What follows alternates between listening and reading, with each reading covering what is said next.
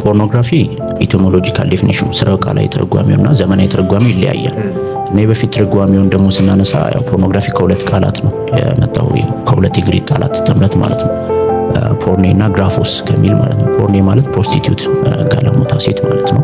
ግራፎስ ማለት ደግሞ መጽሐፍ፣ መተረክ፣ ማተት የሚል ትርጓሜ ያለውና የፖርኔ የሚለው ስያሜ ግሪካውያን ሴቶችን ሲከፋፍሉ በመደብ ማለት ነው፣ በማህበራዊ መደብ ጋብቻን በመመርኮዝ በሁለት ይከፍሏቸዋል። ፕሮስቲቲዩት እና ዋይፎች ማለት ነው፣ ወይም ሆርስ ቨርሰስ ዋይፍስ ብለው እና በዛ በጋለሞታ መደብ ውስጥ ሶስት የሴት መደቦች አሉ። የመጀመሪያው ዝቅተኛው መደብ ፖርኔ የሚባሉት ናቸው እና እነዚህ እንደ ባሪያ የሚታዩ ናቸው። ወደ ግሪክ የሚመጣ ማንኛውም ሰው በፈለገው ሰዓት አክሰስ ማድረግ የሚችላቸው ፕሮስቲቲዩት ናቸው፣ ሎወር ሌቭል ማለት ነው። ከነሱ ከፍ የሚሉት ደግሞ የታራ የሚባሉት ናቸው። እነሱ ደግሞ በገንዘብ የሚያመነዝሩ ናቸው ማለት ነው። ከአንድ ወይም ከሁለት ሰው ጋር ወይም ባንጭሩ ከውስን ሰው ጋር ይህንን ሰርቪስ የሚያቀርቡ ሰዎች ናቸው፣ ፕሮስቲቲዩት ናቸው። ሶስተኛው ደግሞ ፓላካ የሚባሉት ናቸው። እነዚህ ደግሞ በእኛ ሀገር ይሄ ቅምጥ ወይም ሙሽማ እንደሚባሉ አይነት ናቸው። ቤት ተከራይተውላቸው በስነስርዓት እየኖሩ በዚህ የሚተዳደሩ ሴቶች ናቸው። የመጨረሻው ባለትዳር ሴቶች ናቸው፣ ጋይናካ የሚባሉት። እነሱ ደግሞ ለፕሮክሬሽን ብቻ የሚፈልጉ ልጅ ለመውለድ እና ግሪክ ላይ ህጋዊ ነበር ማለት ነው። ባልየው ልጅ ሲፈልግ ሚስት አለ፣ ሌላ ደግሞ ማመንዘር ከፈለገ ደግሞ በመደብ ተቀማምጦ ማለት ነው።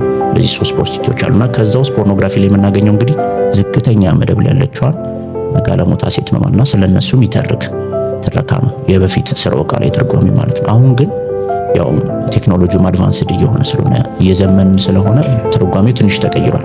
እና ፖርኖግራፊ ማለት ማንኛውም አይነት ወሲባዊ ስሜትን ሊያነሳሳ ወይም ሊቀሰቅስ የሚችል ልክ ንግግር፣ ልክ ጽሁፍ፣ ልክ አለባበስ ሊሆን ይችላል፣ ልክ ምስል፣ ልክ ቪዲዮ፣ እነዚህ እንዳጠቃላይ እንደ ፖርኖግራፊ እንወስዳቸዋለን ማለት ነው። ዳታው በጣም አስደንጋጭ ነው። ባይዘው አሁን ቅርብ ጊዜ እያየው መጽሐፉን ከወጣ በኋላ ራሱ ወደ 100 ሚሊዮን ሰው ነው እንግዲህ ከረንት ፖርኖግራፊ አዲክሽን ውስጥ ያለው ተብሎ የሚታሰበውና አሁን የዓለም ሕዝብ 8 ቢሊዮን ደርሷል። ከዛ ውስጥ እንግዲህ አደልት 100 ሚሊዮን ማለት እንደውም ትንሽ ነው። እና ግን ፖርኖግራፊ አዲክትድ ነን ብለው ራሳቸውን አይደንቲፋይ ያደረጉ ያጋለጡ ሰዎች ናቸው 100 ሚሊዮን። እና ቅድም እንደጠቀስኩት 400 ሚሊዮን ዌብሳይት አለ ፖርኖግራፊ። ከዛ ውጪ ደግሞ በዓለም አቀፍ ደረጃ አሁን ያሉት ዌብሳይቶች እንዳጠቃላይ 12% ማለት እንችላለን ፖርኖግራፊ ኮንተንት ነው ያላቸው። እና በእያንዳንዱ ሰከንድ 28258 ሰዎች ፖርኖግራፊ ያያሉ። በእያንዳንዱ ሰከንድ ወደ ፖርን ኢንዱስትሪው $3000 በላይ ገቢ ይገባል። በእያንዳንዱ ቀን ደግሞ 40 አዳዲስ ቪዲዮዎች፣ የፖርን ቪዲዮዎች በአሜሪካ ይለቀቃል። እና ወደ 2.5 ቢሊዮን ደግሞ የሚሆኑ ፖርኖግራፊክ ኢሜሎች ይላካሉ ወደ ሰዎች። እና ሌላኛው ደግሞ በጣም አስደንጋጩ ነገር ማለት ነው 66% የሚሆነው ኢንተርኔት ተጠቃሚ ፖርኖግራፊ ጋር የሚተዋወቀው ያለ ፍላጎቱ እና አብዛኛው ፈልጎ አይደለም የሚገባው ማለት ነው። በተለያየ ፖፕ በሚያደርጉ ማስታወቂያዎች፣ ዳይሬክትድ በሆኑ ሊንኮች እና ደግሞ ድንገት በስተት በሚገቡ ኢሜሎች ነው አብዛኛው ሰው ወደ ፖርኖግራፊ አዲክሽን የሚገባው። የእድሜ ክልሉን ስናየው ራሱ ከ9 እስከ 14 ዓመት ነው። አማካዩ 11 ዓመት ነው አንድ ሰው ለፖርኖግራፊ የሚጋለጥበት።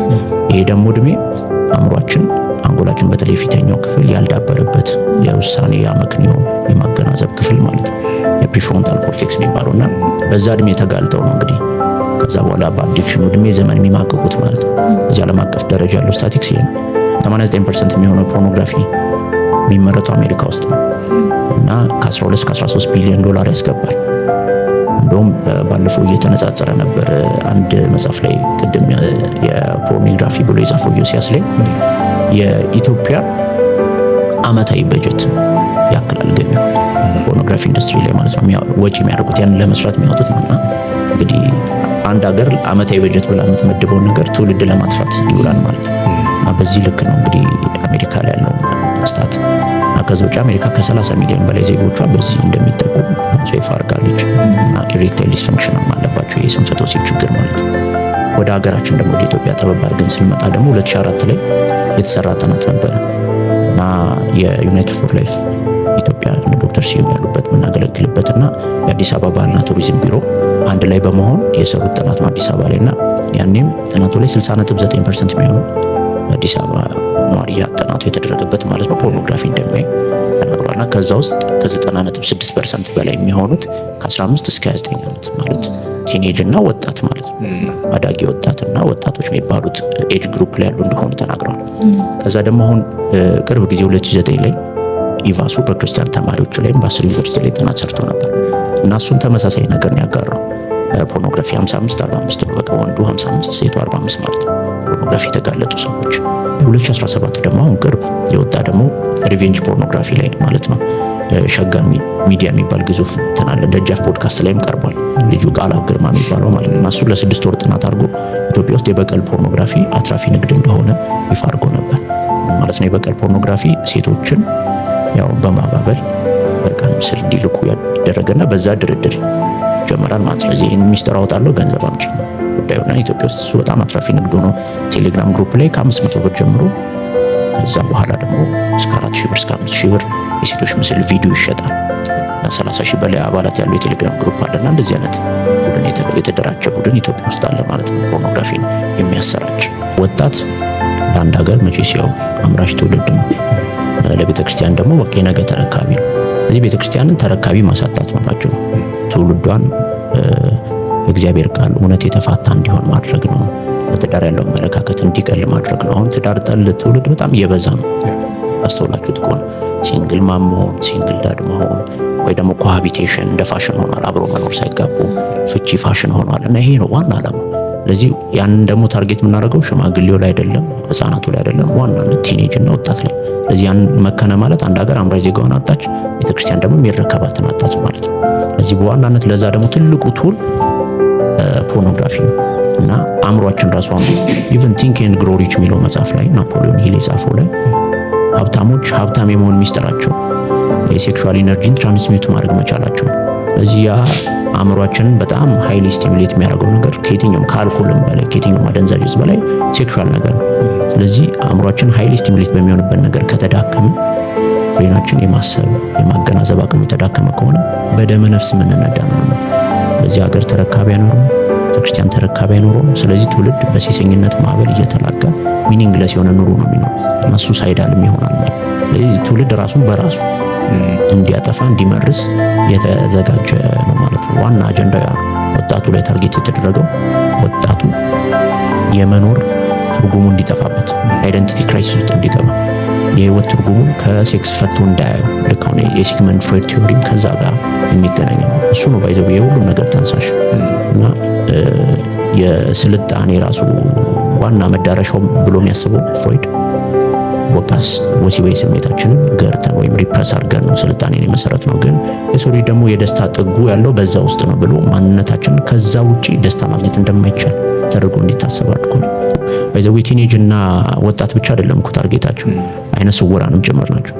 አሁን እዛ ታሪኩ ላይ ፕሌይቦይ የሚባል የድርጅት አለ ሂዩ ሄፍነር የመሰረተው ማለት ነው 1953 ላይ እና እሱ ከአይናማው አልፎ እንግዲህ ለእውራን በብሬል ፖርን አዘጋጅተዋል። ስለዚህ አይንም ኖረ የሚያይም ሆነ የማያይም ሆነ ታርጌትን ነው እና ሁሉም ሰው ነው በዚህ ታርጌት ውስጥ የገባው።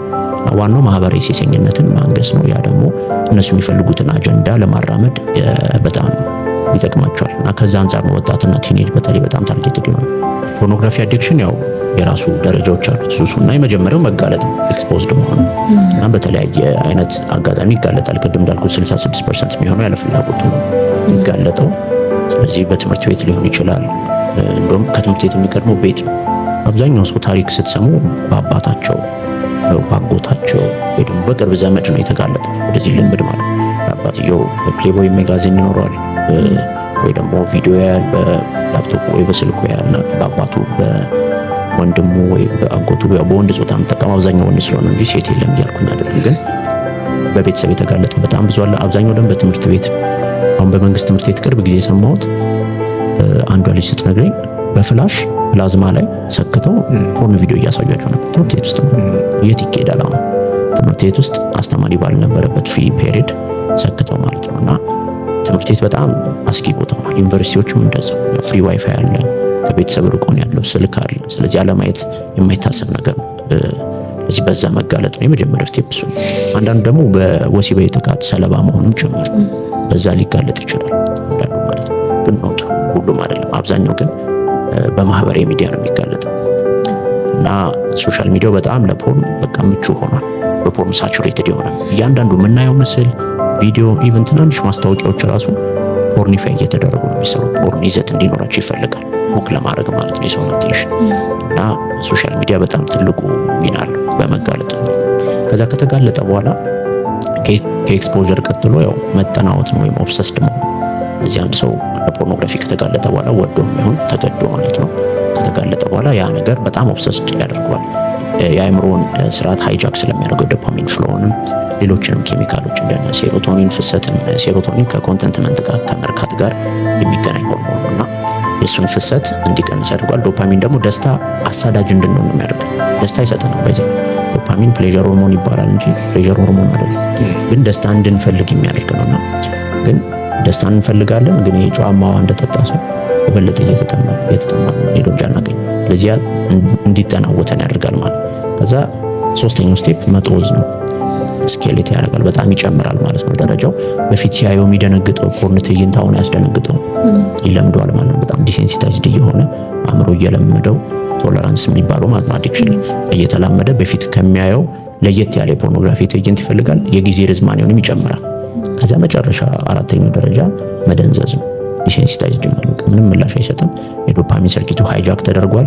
ስለዚህ ይሄ በሕክምናው አንሂዶኒያ የሚባለው ማለት ነው ደስታ የሚባል ስሜት አይሰማም፣ ይበድናል። በቃ ሊትራሊ ኢሞሽናሊ ነምብ ነው የሚሆነው። እሱ የመጨረሻ አራተኛው ከባድ ደረጃ ነው። አምስተኛው መተግበር ነው። ያንን ፖርኖግራፊ ቲዮሪ ነው፣ ሬፕ ፕራክቲስ ነው እና ያንን ያየውን ነገር ይተገብራል ማለት ወይ በግብረ ሰዶማዊነት ልምምድ ሊሆን ይችላል፣ ወይ ደግሞ በግለ ወሲብ ሊሆን ይችላል፣ አሊያም በሌላ አፈንጋጭ በሆነ ልምምድ ይገልጠዋል ማለት ነው። ደረጃ በደረጃ ከመጋለጥ ጀምሮ እስከ መከወን እስከ ማድረግ ድረስ ነው የሚሄደው ማለት ነው። ግለ ወሲብና ፖርኖግራፊ ያው ቢሄቨራል አዲክሽን ናቸው፣ የባህሪ ሱስ ናቸው። ያው ሱስ ሰብስታንስ አዲክሽን አለ፣ ቢሄቨራል አዲክሽን አለ እና ሁለቱ በዛ ጎራ ነው የሚመደቡት። ግን ዲኤስኤም ማኑዋል ያው የሳይካትሪስቶች የሚጠቀሙት አምስተኛው ማለት ነው ፖርኖግራፊንም ሆነ ማስተርቤሽንን እንደ ቢሄቨራል አዲክሽን አይቀበልም፣ እንደ ሱስ ማለት ነው እና የአሜሪካን ሳይኮሎጂካል አሶሲዬሽን ኤፒኤም እንደማይቀበለው ይታወቃል። ግን ምንድነው ማስተርቤሽን አዲክቲቭ ነው በጣም እና ከተረጓሚው ራስ ስነሳ ማስተርቤሽን የሚለው ቃል የላቲን ወርድ ነው። ማነስና ስቱፕሮ ከሚል የመጣ ነው። ማነስ ማለት እጅ ማለት ነው። ስቱፕሮ ማለት ደግሞ ማርከስ፣ ማቆሸሽ፣ ማሳደፍ ማለት። ስለዚህ እጅን ወይም ደግሞ ሌሎች ምሳሌዎችን በመጠቀም ራስን በራስ ለማርካት መሞከር፣ ወሲባዊ እርካታ ለማግኘት መሞከር ነው ማስተርቤሽን ትርጓሜው። እና አብዛኛው ሰው ፖርኖግራፊ ውስጥ ያለ ሰው አዲክትድ የሆነ ሰው ማስተርቤሽን ውስጥ ይገኛል። አንዳንድ ደግሞ በማማከር ያገኘ ነው ትንሽ አዲስ የሆነብኝ ነገር ምንድነው፣ አንዳንድ ሰው ፖርኖግራፊ አያይም ግን ግለ ወሲብ ያደርጋል።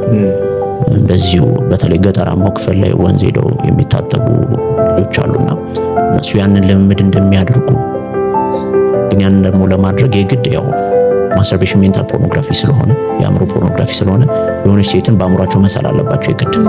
ስለዚህ ለዛ ደግሞ ተገላልጣ የለበሰች ሴት በቂ ናት። እና ትዝ ይለኛል ግቢ እያለሁ ራሱ አንዱ እንደዚህ መንገድ ላይ አንድ ሴት አይቶ ወይ ምስሏ ሳይጠፋብኝ ማስተርቤት አድርጌ ልምጣ ብሎ ሮጦ ወደ ሽንት ቤት ሲሄድ ማለት ነው። እና በዚሁ እንግዲህ እግረ መንገዴን ማውራት ፈልገው ቅድም ፖርኖግራፊ ዲፋይን ስናደርግ ልቅ አለባበስ ብለናልና አንዳንድ እህቶቻችን አለባበስ ላይቭ ፖርኖግራፊ ሆኖ ተንቀሳቃሽ ፖርኖግራፊ እና በእነሱ ምስል እንግዲህ ወንዶች ብዙ ወንዶች ማስተርቤት እያደረጉ መሆኑን ቢያውቁ አይ ዶንት ቲንክ ኮምፎርታብል ይሆናሉ ብዬ አላስብም። ሌሎች መሰናከያም እየሆኑ ደግሞ እነሱን እንደ ኦብጀክት እየታዩ እና ያ በጣም ማስተርቤሽን የሚያባብስ ፋክተር ነውና እንደ አጠቃላይ ግለ ወሲብ ከፖርኖግራፊ ተነጥሎ የሚታይ ጉዳይ አይደለም እና አዲክሽን ሬቱም ተመሳሳይ ነው። እና አብዛኛው ሰው ደግሞ ግለ ወሲብ የሚፈጸምበት ቦታ ራሱ ምጥል ያለ ነው። መኝታ ቤት፣ ሽንት ቤት፣ ሻወር ቤት ልምዱ የሚፈጸመው ማለት ነው። መጽሐፉ ላይ ተጠቅሷል። ግን ያው ሳይኮሎጂው ደግሞ በወር አንዴ ቢደረግ ምንም አይደለም ይላል። ግን አዲክቲቭ እንደሆነ ያውቃሉ። ትውልድም ደግሞ በዚህ አዲክሽን እንዲያዝ ይፈለጋል። በደንብ አግባቡ ማሰብ ስለማይችል ማለት ነው። ግለ ወሲብም ፖርኖግራፊም ታርጌት የሚያደርጉት የአእምሮ ክፍል ተመሳሳይ ስለሆነ አዲክቲቭ ኔቸርም ስላላቸው ከዛ ለመላቀቅ ደግሞ በጣም ከባድም ስለሆነ ማለት ነውና ማስተርቤሽን ያ ነው እንግዲህ ኢቮሉሽኑ ከነ ክሊዮፓትራ ይጀምራል። ባይዘው ታሪኩ ከግብጽ ነው ጀምሮና ያኔ ግብጽ ክሊዮፓትራ በፓፒረስ የተሰራ ጥቅል አዘጋጅታ እዛ ውስጥ ንቦችን ጨምራ ንቦቹን ተሸፍናቸውና እነሱ ለመውጣት ከዛ ሳጥን ለመውጣት ለማምለጥ የሚሞክሩት ሙከራ አለ። እሱ በሳውንድ ይፈጥራል። ያም ብዝታ ልክ አሁን ቫይብሬተር እንደሚሉት ማለት ነው እንደዛ ተጠቀምበት ነበር ማስተርቤት ለማድረግ። ከዛ ውጪ የጃፓን ስዕሎች ሆኩሳይ የሚባል ሳሊ ነበር እና ስዕሎቻቸው ላይ በእንጨት የሚስሩ ስዕል ላይ ማስተርቤት ሲያደርጉ የሚያሳዩ ግለሰቦችን አስቀምጠዋል። እንደ ላይም ጣዖት ጨምራለ ካጆራው የሚባል ቤተ ጣዖት አለ። እዛ ውስጥ ማስተርቤት የሚያደርጉ ሰዎች ምስል ተቀርጾ ይታያል። እና የጥንት ስልጣኔዎች እንዳጠቃላይ ግሪክ እና ሮም ባንነካው ነው የሚሻለው። እነሱ በጣም የተጥለቀለቁ ናቸው። ፖምፔይ እና ሄርኩላን የሚባሉ 2 ከተሞች ነበሩ በእሳተ ገሞራ የጠፉና መሬት ላይ ሳይቀር የሚታየው ምስል በወንድ ልጅ ብልት ቅርጽ የተሰራ ግድግዳው ላይ ማስተርቤት የሚያደርጉ ሰዎች፣ ሴክስ የሚፈጽሙ ሰዎች ነው ያሉ እንዳለ የተጥለቀለቀ ነው እና በጣም ከባድ ነበር የግሪክ እና የሮም። እሱ ታሪካዊ ዳራ ስላለ እንግዲህ አድማጮችን ገብቶ ማንበብ ይችላሉ። እና በጣም ነው ኢቮሉሽኑ ተያያዥ ነው የግል ወሲብና ፖርኖግራፊ ማለት ነው። አንዳንዶች እንቅልፍ ለማምጣት ጥሩ ነው ይላሉ፣ ጭንቀትን ሪሊፍ ለመስጠት ጥሩ ነው ይላሉ። ግን በኋላ እናነሳዋለን ስለተባለ አሁን አላነሳው። መጽሐፍ ቅዱሳዊ መርሁ ግን እሱ አይደለም። የሚያስጨንቃችሁን በእሱ ላይ ጣሉ ነው የተባለውና እኛ ጭንቀታችን ሪሊፍ የምናደርግበት ሌላ ሜካኒዝም አለ። ሌላው ደግሞ ሃይስቴሪያ የሚባል የማህፀን ህመምን ለማከም ብሎ አንድ ዶክተር የሰራው ማሽን ነበረ፣ ቫይብሬተር የሚባል። አሁን እሱን ነው እንግዲህ ወስደው ቴንጋ የሚባል የወሲብ ዕቃ አምራች ድርጅት አለ። እሱን እየሸጡ ለማስተርቤሽን ቱል እንዲሆን ማለት ነው ቫይብሬተሩ። እና ሁሉም ነገር ከመነሻው ለበጎ ነገር የሚውለውን ማቴሪያል ነው እንግዲህ አሁን እነሱ ለራሳቸው ዓላማ ጠምዘው እየተጠቀሙበት ያሉትና ከማስተርቤሽን አንጻር ይሄ ነው እንግዲህ ያለው ሳይንስም መሆን ያለው ከረንት ሊስታቱም እሱ